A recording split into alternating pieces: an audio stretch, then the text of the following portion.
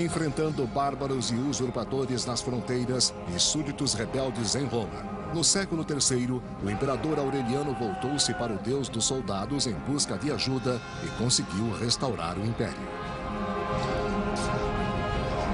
Mas foi assassinado antes da situação se estabilizar, deixando o império em perigo novamente. Nos dias conturbados do final do Império Romano, muitos lutavam pelo poder. Um homem emergiu do caos, eliminando os rivais e unindo o império sob o sinal de um novo Deus. Seu nome era Constantino, e nada o impediria de salvar o império em declínio.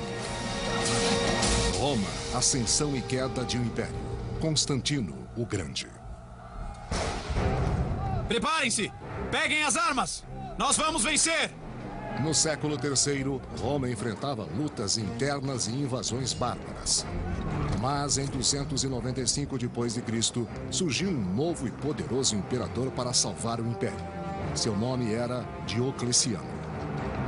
O que Diocleciano optou por fazer foi lidar com diversas preocupações e vários desafios que o império enfrentava no terceiro século.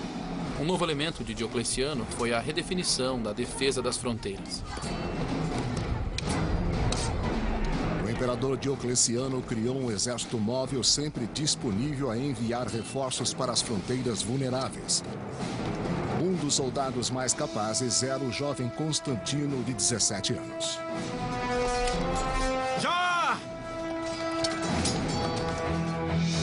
Ele era um soldado que se destacava, isto é, ele era muito corajoso na batalha e realizava todo tipo de feitos muito ousados. Os sinais da grandeza de Constantino não passaram despercebidos. Diocleciano mantinha o jovem soldado por perto, demonstrando o desejo de preparar Constantino para uma posição de poder no império.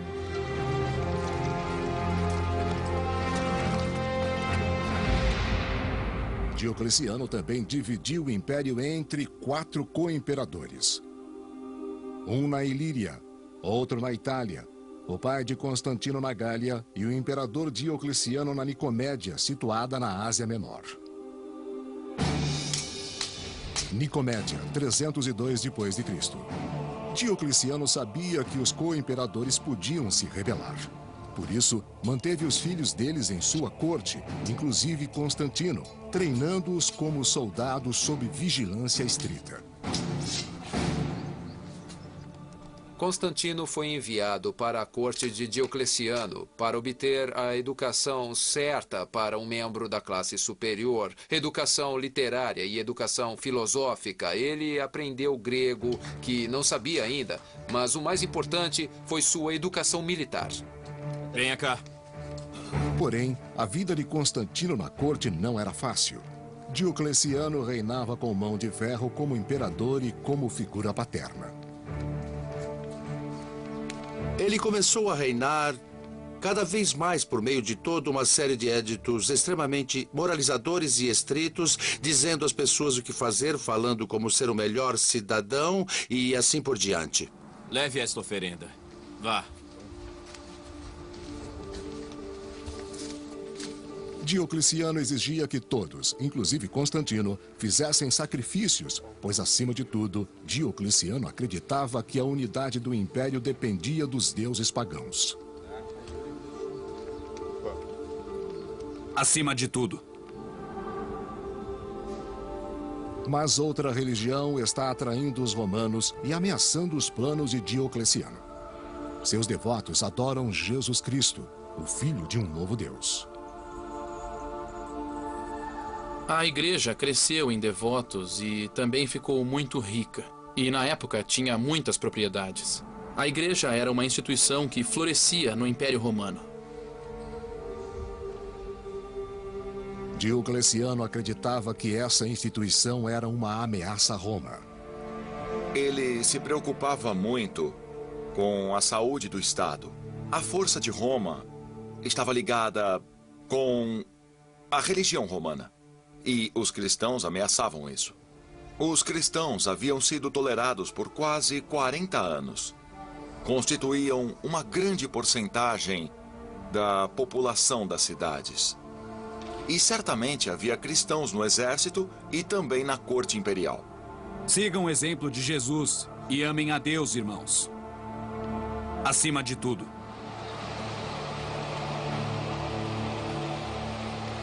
Diocleciano exigiu que todos os soldados do império oferecessem sacrifícios aos deuses romanos, mas muitos cristãos se recusaram.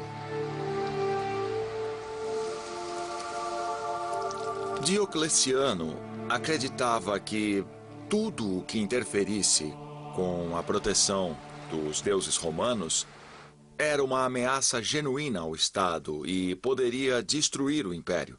Poderia destruir o Estado e, pelo interior, era assim que ele via os cristãos no exército.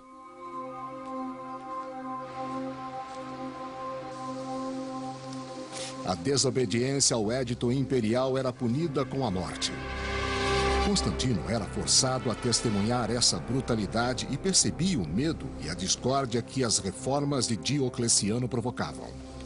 Não demorou para que a discórdia se espalhasse além do exército.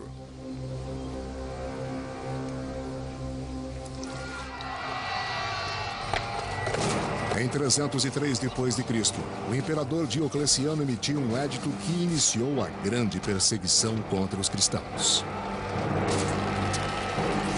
A emissão do édito da perseguição provocou uma cultura de crueldade administrativa. Os oficiais romanos que aplicavam o édito quando encontravam resistência deviam levar os acusados ao tribunal, torturá-los para obter provas e obrigá-los a renunciar publicamente ao cristianismo. A grande perseguição marcou o início da Era dos Mártires. Todos os cristãos que proclamassem sua fé em público eram condenados à morte. De muitas maneiras, a perseguição de Diocleciano foi muito além das anteriores. Um imperador romano chegou muito perto de destruir o sistema. É provavelmente por isso que tantos mártires adorados pela igreja cristã foram obrigados a sofrer por Cristo durante o reinado de Diocleciano. Nicomédia, 305 d.C. Apesar de não concordar com as perseguições, Constantino tinha de se curvar ao homem que podia definir seu futuro. Mas quando Diocleciano adoeceu e renunciou, Constantino ficou surpreso ao ser afastado da sucessão. Diocleciano parecia perceber que Constantino podia ser uma ameaça.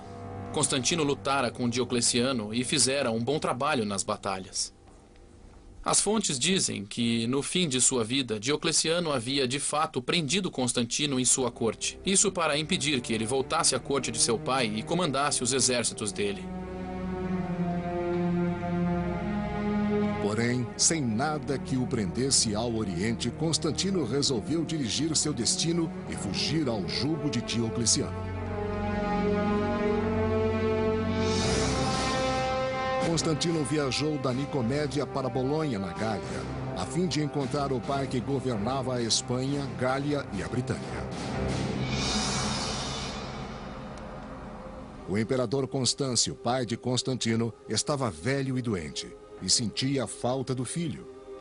Mas em 305 d.C., Constantino reencontrou-se com o pai, um homem cuja natureza era mais similar à sua do que a de Diocleciano jamais fora.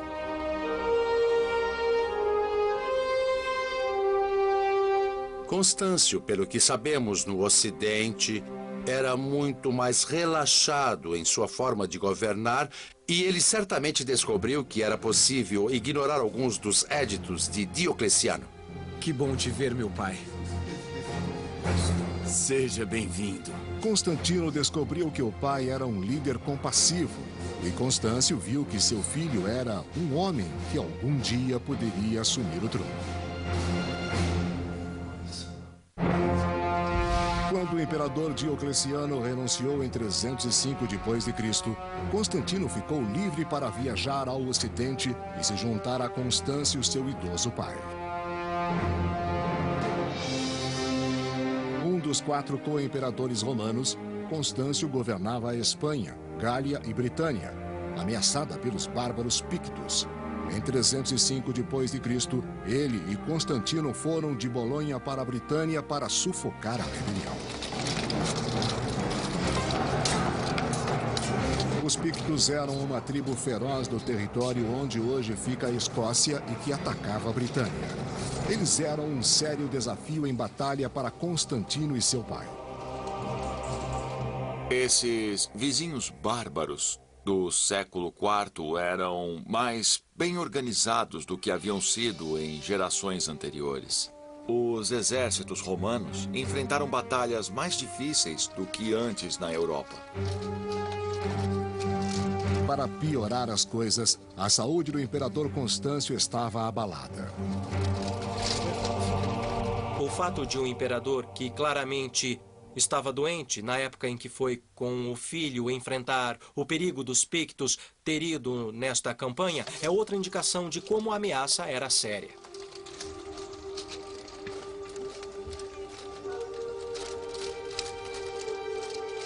Com a doença do imperador, coube a Constantino liderar as tropas do pai e garantir a vitória na batalha. Quando Constantino juntou-se ao pai no Ocidente, Constâncio garantiu que ele assumisse um lugar nos altos escalões de comando, que lutasse com o exército, que os soldados o conhecessem e que ele tivesse em um lugar natural na administração do Império Ocidental. Essa sempre foi a expectativa de Constâncio.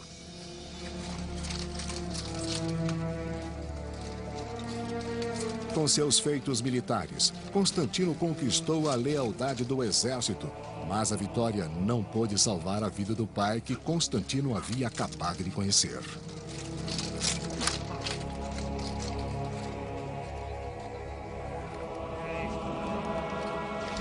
York, Britânia, 306 d.C.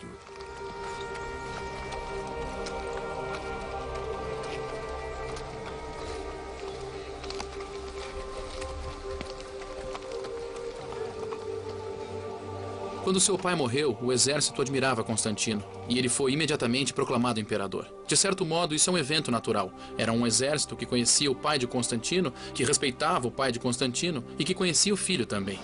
Eles sabiam o que esperar de Constantino.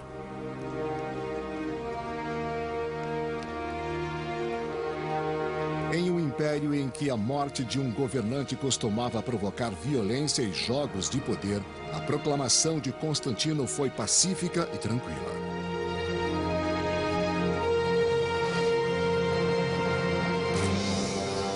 Quando os francos atacaram a Gália em 306 d.C., Constantino foi para o sul para lutar contra eles e enfrentar seu primeiro desafio como imperador.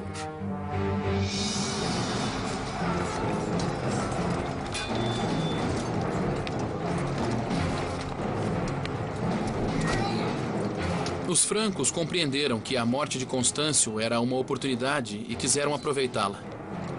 Porém, Constantino demonstrou muita capacidade como comandante e impediu essa invasão.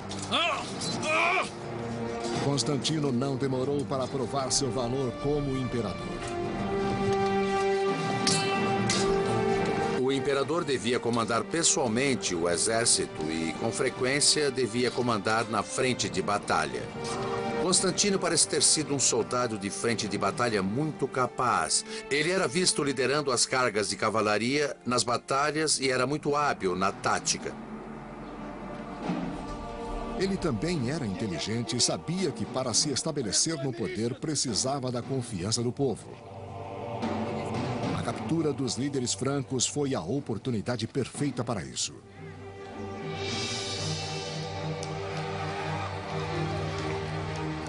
Constantino desfilou com os prisioneiros bárbaros pelas ruas de Trier, na Alemanha atual, para mostrar ao povo que ele os protegeria. Constantino sabia que o objetivo principal de qualquer imperador, se quisesse se manter no poder, era lutar contra os bárbaros. Então Constantino fez isso em grande estilo. Ele lutou contra qualquer imperador. Se quisesse se manter no poder, era lutar contra os bárbaros. Então Constantino fez isso em grande estilo.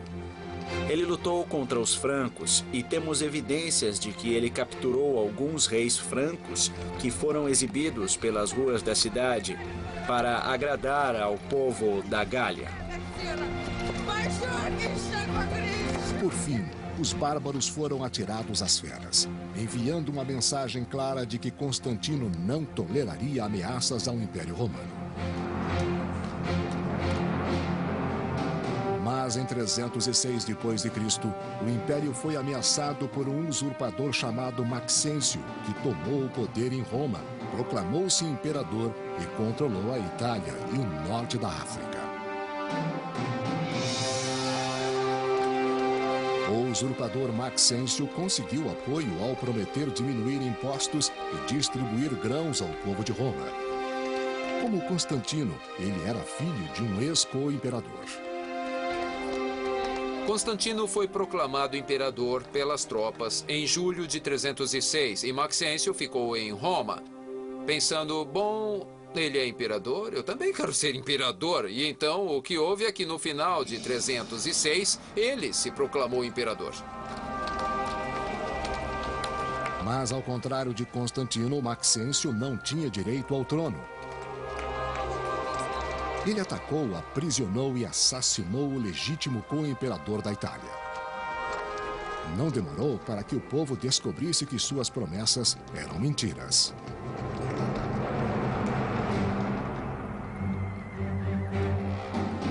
Em 311 d.C., os romanos se revoltaram quando os grãos e os cortes nos impostos só beneficiaram os ricos. Os cidadãos comuns tinham de roubar para sobreviver. Maxêncio não era um líder popular. Ele era um líder muito cruel. Abafava as revoltas com muita violência. Circulavam boatos de que ele seduzia as filhas dos senadores, havia problemas com o suprimento de grãos e os impostos haviam aumentado ainda mais. A revolta desesperada do povo de Roma foi uma oportunidade para Constantino.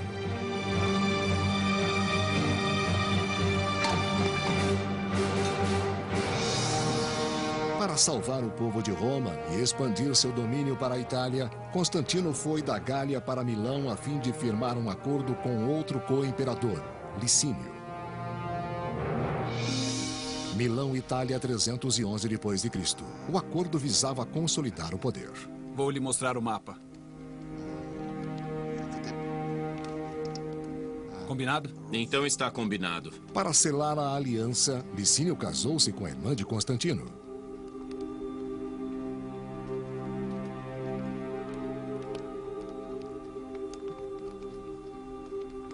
Bem-vinda. Constantino soube jogar. Ele era uma pessoa extremamente ambiciosa e não havia um caminho para o poder que ele não soubesse abrir. Isso significa que no início ele fez todo tipo de manipulação para conseguir se manter no poder. Licínio e Constantino enganaram o co-imperador do Oriente dizendo que apenas queriam derrubar Maxêncio. Este é um bom plano. Constantino quis tirar vantagem da situação e começou a chamar Maxêncio de imperador ilegítimo e usurpador. Constantino justificou a invasão contra Maxêncio como uma luta necessária para expulsar um tirano da cidade de Roma. Mas quando Roma foi conquistada, Constantino e Licínio lutaram para assumir o controle de todo o império.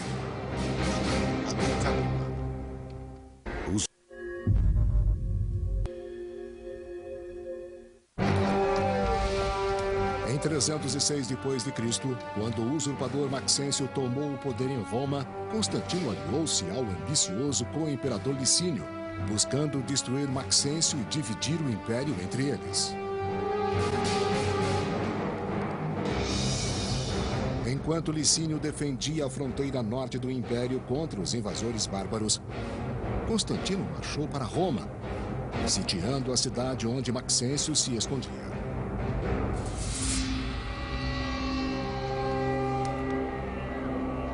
Dentro das muralhas de Roma, Maxêncio, um pagão devoto, baseou sua estratégia nas vísceras de cordeiro lidas pelo sacerdote. Quando se tratava de uma luta, Maxêncio queria ter algum tipo de proteção divina e seguiu os procedimentos que qualquer bom imperador romano seguiria para obter proteção. Desesperado para saber se deveria esperar por Constantino ou enfrentá-lo em batalha, Maxêncio buscou orientação nas profecias sibilinas. Uma das fontes que Maxêncio consultou foram as profecias sibilinas, que eram livros de profecias mantidos pelas associações de sacerdotes romanos. E os sacerdotes investigavam determinadas questões consultando um oráculo. Bom, esse foi um oráculo que lhe disse que um inimigo de Roma morrerá hoje. Por essa razão, parece que Maxêncio mudou seu plano e tomou a decisão de não esperar por Constantino. Ele preferiu enfrentar Constantino em batalha. Supondo que Constantino fosse o inimigo de Roma mencionado no oráculo, Maxêncio preparou-se para a guerra. Preparem-se! Nós vamos vencer!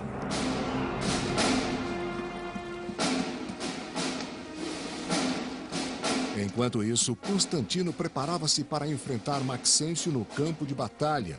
Sabendo que suas tropas eram em menor número, Constantino estava inquieto. Constantino começou a ficar preocupado com a força de seu exército. E sabemos que ele rezou para que algum deus o ajudasse e recebeu uma visão como resposta. E Constantino interpretou a visão como sendo cristã. O historiador Eusébio de Cesareia registrou o que aconteceu conforme lhe foi contado pelo próprio Constantino. Ao redor do meio-dia, quando começava o entardecer, ele viu nos céus o sinal de uma cruz luminosa. Ela estava acima do sol e tinha a inscrição "Conquiste com isto". O que ele afirmou ter visto era um símbolo que parecia ser uma cruz com um tipo de P no alto, mas com as letras Kairo, que eram as duas primeiras letras do nome de Cristo em grego. E existem outras fontes que dizem que ele também ouviu uma voz ao mesmo tempo que disse que ele conquistaria com esse sinal. Peguem as armas! Constantino ordenou aos soldados que colocassem Kairo em seus escudos e estandartes, transformando o símbolo cristão de objeto de perseguição em sinal de honra. E assim lutaremos! Nunca desistam! Constantino assumiu o Deus que anteriormente fora rejeitado como sua força divina, como seu poder de vitória. Ao assumir o Deus cristão que havia sido perseguido pelos imperadores anteriores, Constantino fez algo muito revolucionário. Com a conversão, Constantino transformou a batalha contra o pagão Maxêncio em um teste de religiões. Constantino encontrou Maxêncio na ponte Milvio, que cruza o rio Tibre, e era o único obstáculo entre Constantino e a estrada que levava a Roma.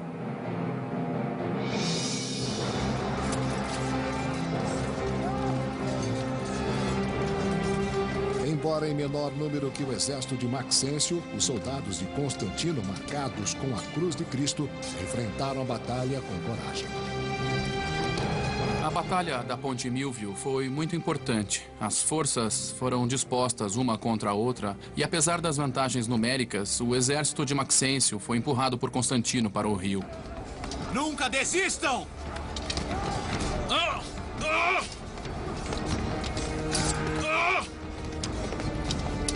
O destino de Maxêncio foi selado nas margens do rio Tibre. Constantino forçou Maxêncio a lutar com o Tibre nas costas. Era uma posição terrível para estar e, conforme as forças de Constantino pressionaram, o exército de Maxêncio se dispersou. Sem opção, o usurpador Maxêncio fugiu com seus homens e tentou atravessar o rio Tibre a nado.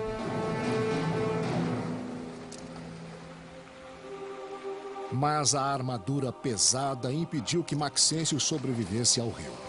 Dias mais tarde, seu corpo inchado foi retirado do Tibre, comprovando a queda do regime usurpador. Constantino obteve uma importante vitória na Ponte Milvio, que eliminou a oposição de Maxêncio e deu a Constantino o controle de metade do império, inclusive da rica província da Itália. O destino de Maxêncio era um lembrete da força de Constantino e do que esperava aqueles que ousassem opor-se a ele. Constantino deu-se ao trabalho de dragar o corpo para desfilar com a cabeça por Roma e depois enviá-la ao norte da África para mostrar que o imperador estava morto e que Constantino tinha assumido o poder. A vitória sobre Maxêncio também provou a Constantino que o deus cristão era mais poderoso que os deuses pagãos do inimigo.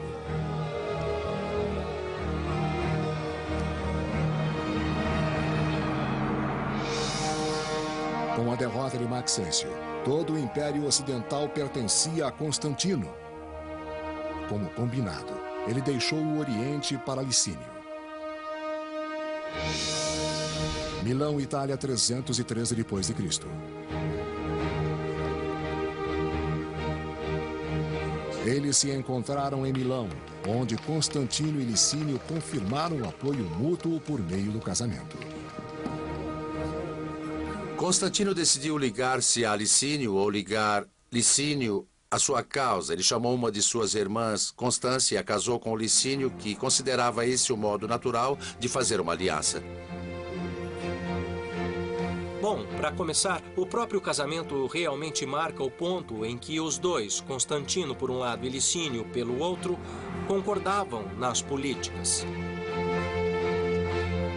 Uma dessas políticas refletia a conversão de Constantino ao cristianismo. Os dois imperadores conversaram sobre como dividiriam o poder entre si. Um elemento nessa decisão era estender a tolerância ao cristianismo por todo o império. Licínio não era cristão, mas concordou com Constantino em interromper a perseguição no império. O acordo funcionou por algum tempo, mas uma aliança nascida da ambição é frágil. E Constantino reconheceu que seu co-imperador era seu maior rival.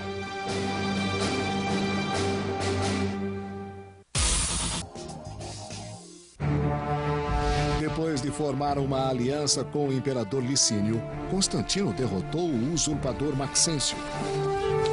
Convencido de que o deus cristão lhe deu essa vitória, Constantino demonstrou sua gratidão.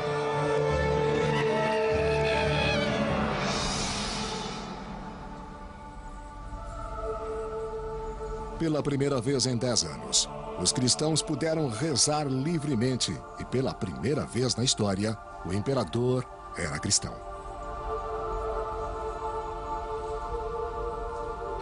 Constantino se converteu ao cristianismo e, então, levou muito a sério a tarefa de defender a igreja cristã. Sua família, inclusive seu filho e herdeiro Crispus, também se converteu. Constantino não só estendeu a tolerância à igreja cristã, mas favoreceu bastante os cristãos no território que controlava. Em 313 depois de Cristo, Constantino e Licínio emitiram em conjunto o Édito de Milão, conforme descreve o historiador Lactâncio.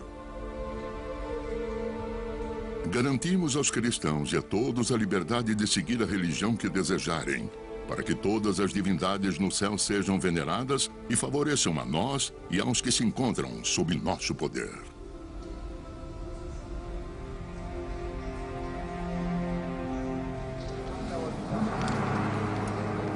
Nos anos que se seguiram, o relacionamento de Constantino e Licínio se deteriorou.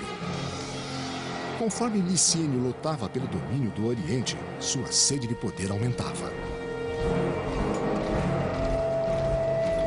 Constantino e Licínio se deteriorou.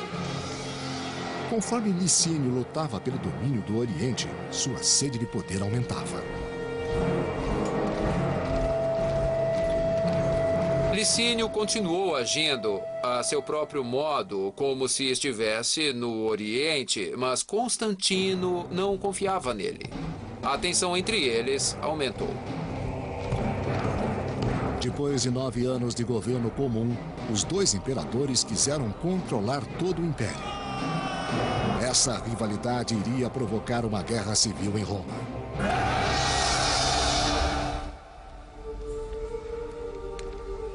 No Oriente, os cristãos foram vítimas do conflito crescente. Como apoiavam o imperador cristão Constantino, eles passaram a ser uma ameaça a Licínio e pagaram um alto preço.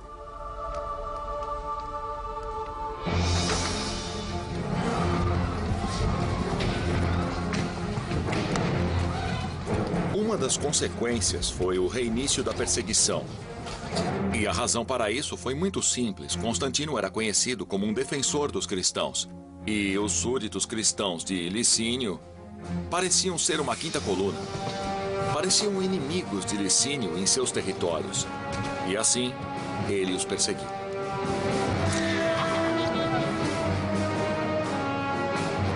Igrejas e livros sagrados foram destruídos. E o mesmo aconteceu à aliança entre Licínio e Constantino. A perseguição aos cristãos deu a Constantino, um governante experiente de meia-idade, o pretexto para atacar Licínio. Então ele rapidamente ordenou que seu exército marchasse para o Oriente. Constantino era um líder muito efetivo da cavalaria e sempre ficava à frente da cavalaria, movendo-se ao redor dos flancos do inimigo. Certamente fez isso com Licínio.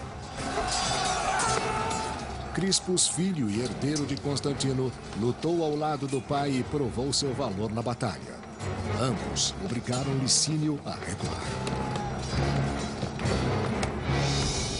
Constantino e Crispus perseguiram Licínio de Adrianópolis para Bizâncio e até Crisópolis, onde ele opôs a resistência final.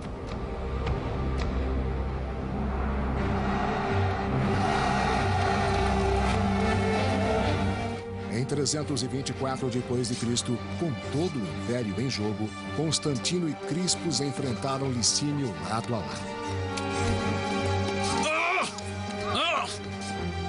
Crispus herdou a habilidade do pai no campo de batalha. Crispus era um outro gênio militar. Sem sua ajuda, a vitória contra Licínio talvez não tivesse acontecido.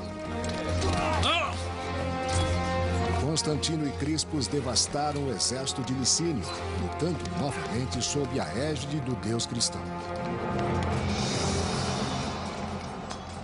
A Batalha de Crisópolis acabou antes de começar. Constantino conseguiu levar seu exército para o território de Licínio sem nenhuma resistência efetiva.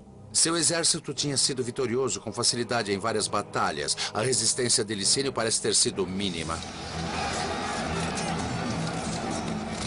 A vitória na batalha final deu a Constantino o controle sobre todo o império. Como descreveu Eusébio de Cesareia. As regiões do Oriente uniram-se às do Ocidente e todo o Império Romano passou a ter um único governante supremo. Aprisionado na Nicomédia, Licínio enfrentou uma punição cruel. A única testemunha foi sua esposa, a irmã de Constantino. O relacionamento com Licínio é interessante. Licínio é lembrado como seu cunhado. A esposa de Licínio suplicou por clemência para o marido. E, no princípio, Constantino parecia inclinado a ser clemente. Eles jantaram juntos, mas Licínio foi exilado e depois foi executado. Eu quero sair daqui, me ajudem! Apesar das súplicas da esposa, a execução de Licínio foi rápida e sangrenta, mostrando que Constantino não tinha piedade nem diante de sua família.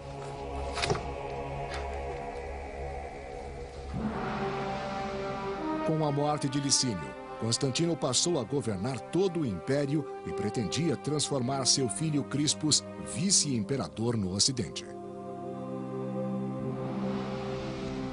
Bizâncio, 324 d.C. Como co-imperador, Crispus conhece os planos do pai para uma nova capital cristã no Oriente, a ser localizada em Bizâncio. Depois de Constantino conquistar o Império, ele queria criar uma cidade totalmente nova, com o seu próprio nome. E então fundou Constantinopla, em um local estratégico, a meio caminho das fronteiras mais importantes. Ele optou deliberadamente por fundar uma nova cidade sem associação com os imperadores pagãos. Era uma cidade que não tinha nenhuma tradição rival, era uma cidade cristã. Mas enquanto seus sonhos se realizavam, surgiram problemas entre Fausta, a esposa de Constantino, e seu filho Crispus. Constantino tinha 4 filhos. Crispus era filho de sua primeira esposa e os outros 3 eram filhos de Fausta, sua segunda esposa. E não havia como evitar algum tipo de tensão entre os 2 grupos, especialmente por parte de Fausta, porque ela desejava o melhor para seus filhos e considerava Crispus como um obstáculo. Invejosa do poder concedido a Crispus no Ocidente, Fausta estava determinada a conseguir poder para seus filhos a qualquer custo. Os maiores segredos da Terra. Você não pode pensar em subir só. Constantino, auxiliado por seu filho Crispus, derrotou o rival Licínio e uniu todo o império sob a nova fé cristã.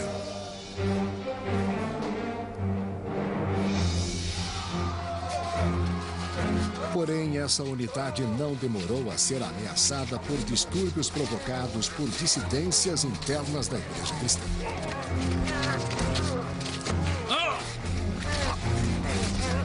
A situação entre os cristãos no Império do Oriente era de grande agitação. Havia uma controvérsia acirrada sobre a natureza de Cristo, que também estava ligada à questão de quem deveria comandar a Igreja do Oriente. Bispos rivais incitavam ataques a outros cristãos com crenças diferentes. Tal violência não era vista desde as perseguições, mais de 20 anos antes.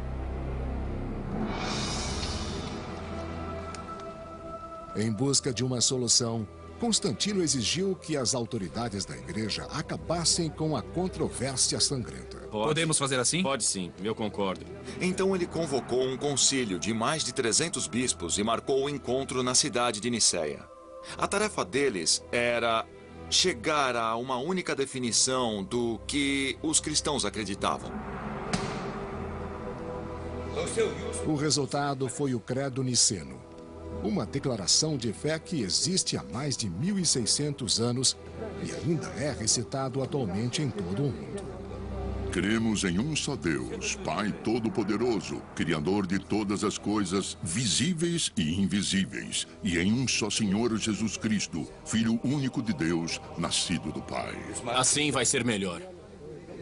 Mas nem todos concordavam com essa definição de crença cristã.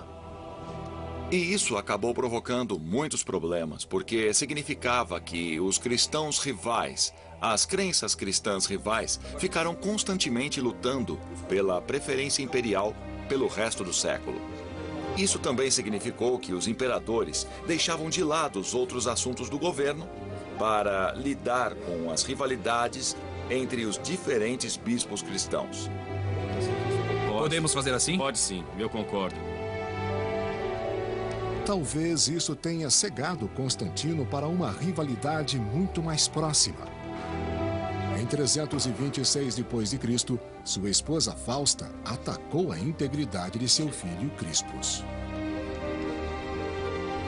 Crispus era o filho mais velho de Constantino, de um casamento anterior e, portanto, não tinha a mesma mãe que seus meio-irmãos menores. É bastante claro que havia uma intensa rivalidade entre ele e os 3 meio-irmãos. Entenda. Como parte de seu plano, Fausta disse a Constantino que Crispus havia tentado seduzi-la. Isso é imperdoável! As coisas não iam bem para Crispus. Fausta queria tirar Crispus do caminho logo para que seus filhos legítimos pudessem herdar sem a ameaça de Crispus. Constantino não percebeu que fora traído pela esposa e não pelo filho, e ordenou que Crispus fosse executado.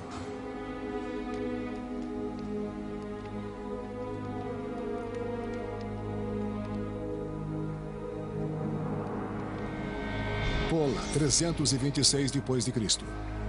Aprisionado em Pola, na Croácia atual, Crispus reafirmou sua inocência.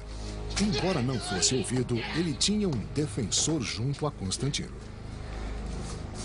Constantino foi aconselhado por sua mãe Helena, que achava que a própria Fausta havia inventado esse plano, fingindo ter sido violada ou ter sido seduzida por Crispus, de modo a que ela, Fausta, pudesse promover os interesses de seus filhos.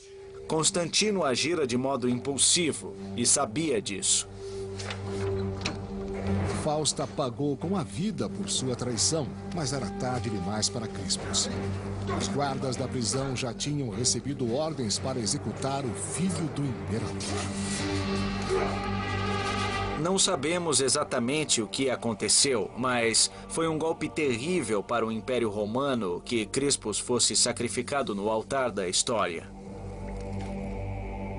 Constantino ficou só com sua própria consciência. Como penitência, Constantino passou os últimos anos de sua vida construindo igrejas em Jerusalém, Belém, Constantinopla e Roma. Roma, 330 depois de Cristo. Uma das igrejas mais magníficas foi construída no local do túmulo de São Pedro, em Roma, um lugar de peregrinação para os cristãos até hoje. Constantino é mais conhecido pelas igrejas. Essa é uma indicação tanto de suas políticas pró-cristãs quanto de seu apego à fé cristã. Recusando-se a mudar de fé apesar das constantes desavenças, Constantino dirigiu pessoalmente a construção da Basílica de São Pedro.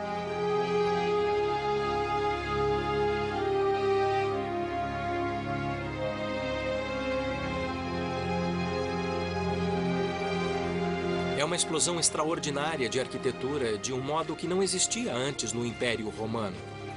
A diversidade de planos pode ser explicada pela variedade de arquitetos que Constantino envolveu no trabalho e provavelmente por suas próprias ideias. Ele se envolveu em quase todos os projetos e era um homem que realmente tinha ideias próprias sobre a construção. Podemos fazer assim? Pode sim, eu concordo.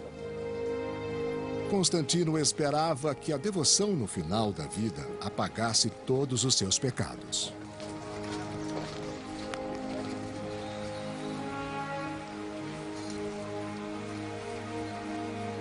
Constantino sabia que seu dia não tardaria.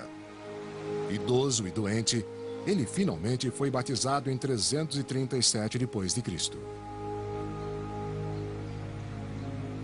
Fazia sentido que Constantino adiasse o batismo, porque os imperadores tinham uma tarefa perigosa e dura, e algumas vezes tinham de fazer coisas difíceis e pecaminosas. Isso em consequência de sua posição. E fazia sentido adiar o batismo até o fim da vida, pois as coisas perigosas e pecaminosas seriam lavadas antes da morte.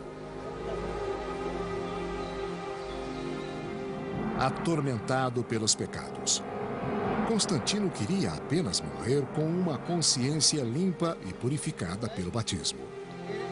No final de sua vida, Constantino era mais ou menos um tipo de visionário que, na época em que foi batizado, queria deixar as vestes imperiais e viver isolado como religioso. Finalmente, Constantino encontrou a paz na fé que professou por toda a vida. Sei que sou realmente abençoado, agora que fui merecedor da vida imortal e que recebi a luz divina. Constantino morreu em maio de 337 depois de Cristo, após 30 anos de governo.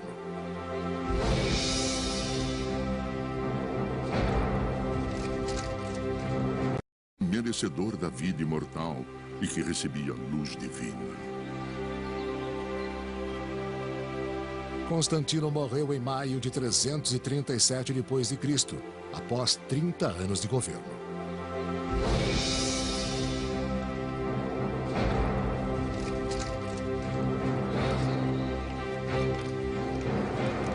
Constantino teve muito sucesso como imperador e muito sucesso como líder militar. Ele foi um homem que abriu seu caminho para o poder usando a pura ambição. E sempre que preciso, usou essa ambição para alcançar a vitória.